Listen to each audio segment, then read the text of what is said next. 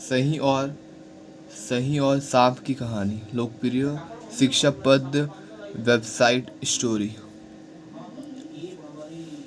एक सही अपने रहने के लिए स्थान की खोज में भटक रहा था। दिन भटकने के बाद उसे गुफा दिखाई पड़ी। उसने सोचा ये गुफा रहने के लिए अच्छा जगह है। वो गुफा के द्वार पर पहुंचा तो देखा कि वहाँ सांप का परिवार रहता है। सही ने उस सबक का अभिवादन किया और निवेदन करते हुए बोला, भाइयों, मैं बेघर हूँ, कृपया करके मुझे इस गुफा में रहने के लिए थोड़ा सी जगह दे दो। मैं सदा आपका आभारी रहूँगा। सांपों को सही पर दया आ गया और उसने उसका निवेदन स्वीकार कर उसे गुफा के अंदर आने की अनुमति दे दी। लेकिन उसके गुफा में घुसने के बाद उन्होंने महसूस किया कि उसे अंदर बुलाकर और रहने के लिए जगह देकर उन्होंने बहुत बड़ी गलती कर दी, क्योंकि सही के शरीर में कटे हुए गाड़ रहे थे और उनकी त्वचा जख्मी हो रही थी। उन्हें सही से कहा, तुम्हारे शरीर के कांटे हमें गड़ रहे हैं, इसीलिए तुम यहाँ से जाओ और कोई दूसरी जगह खोजो। सही तब तक आराम से गुफा के पास आ चुका था। बोला, भाई, मुझे तो ये जगह बहुत पसंद है। मैं तो कहीं नहीं जाने वाला। जिसे समस्या है वो जाए यहाँ से। अपनी त्वचा को सही के शरीर में कांटे से बचाने के लिए आखिरकार सांपों को वो गुफा छोड़कर जाना पड़ा। सांपों के जाने के बाद सही ने वो पूरी तरह कब्जा जमा लिया। सीख, कई बार हम उंगली देते हैं और सामने वाला हाथ पकड़ लेता है। इसीलिए किसी की मदद करने के पहले अच्छे तरह सोच विचार लेना चाहिए।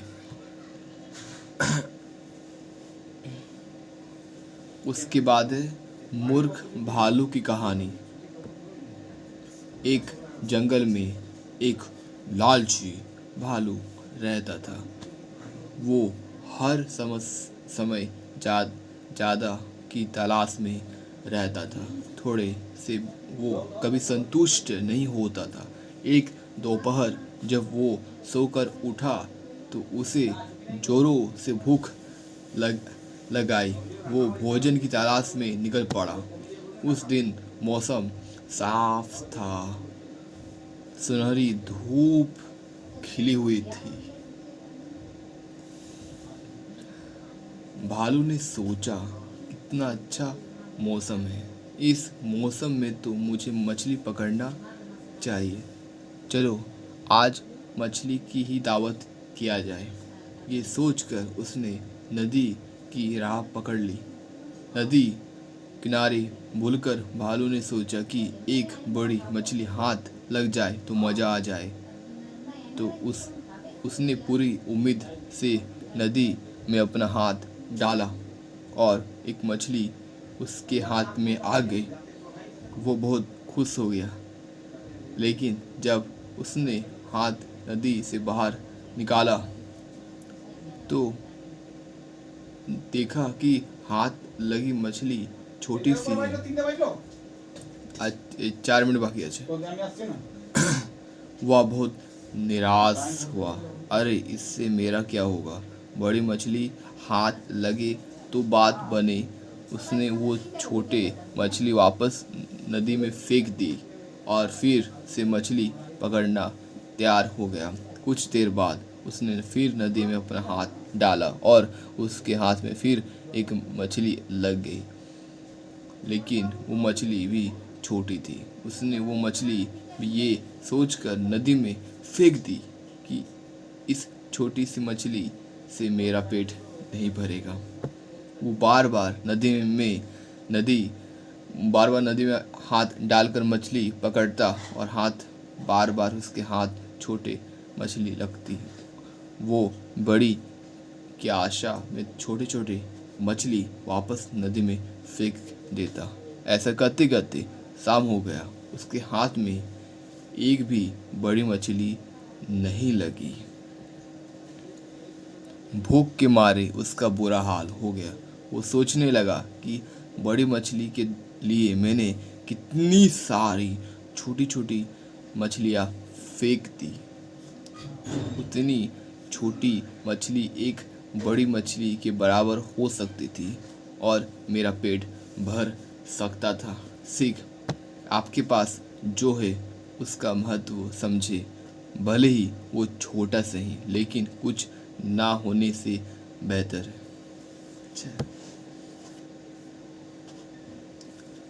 भोगल सबसे बड़ा खजाना। एक दिन भोगली को एक खजाने का नक्शा मिला। इस नक्शे को पकड़कर भोगली काफी ज़्यादा खुश हुआ। उसने इस खजाने को खोजने जाने का मन बना लिया।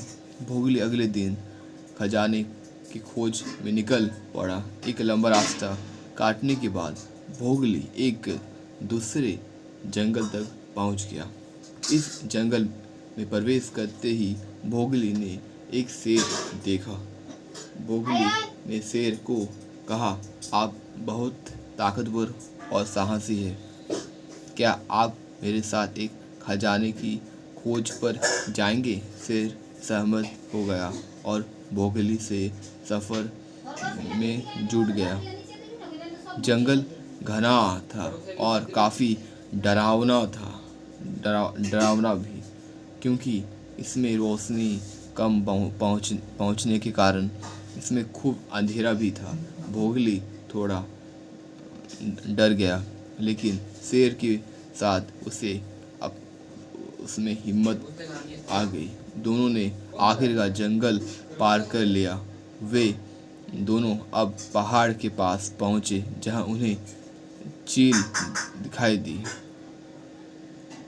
भोगली ने चील से कहा, इसके पास उत्कृष्ट दृष्टि है और आप दूर से ही देखकर हमें आने वाले खतरों के प्रति सचेत कर सकते हैं। भोगली ने चील से पूछा कि आप हमारे साथ आएंगे? हम एक खजाने की तलाश कर रहे हैं। चील सहमत हो गया और भोगली और शेर के साथ उसके सफ़र में जुड़ गया। पहाड़ ऊंचा था और टेढ़े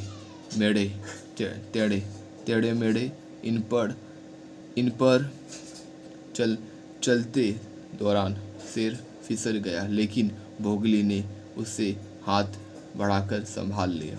अब चील ने अपने तेज दृष्टि के साथ कदम पर नजर रखी और उनको सावधान किया। वे जल्द ही घाटी में पहुंचे, जहां वे भेड़ से मिले।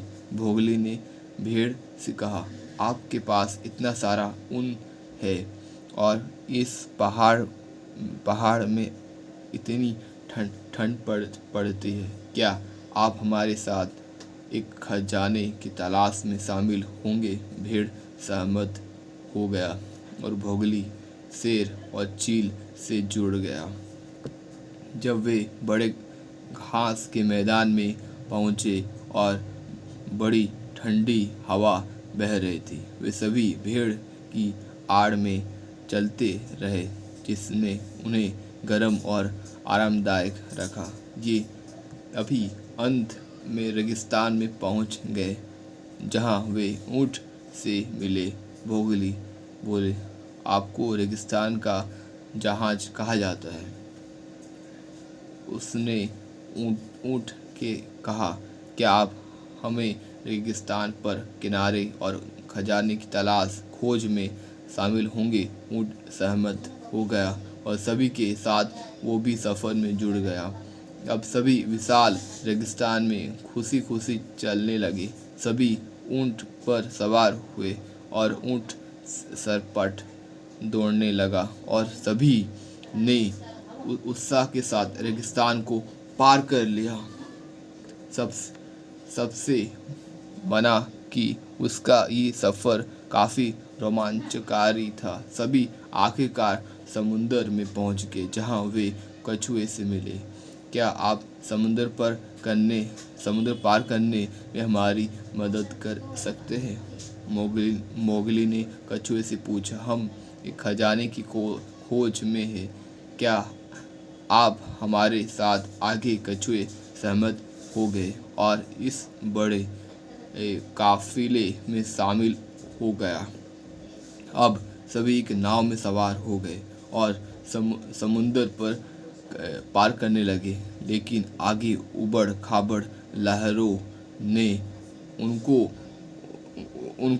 को लगभग डुबो ही दिया था। लेकिन कछुए अपनी तैरने की कुशलता से उन्हें उससे पार ले गया।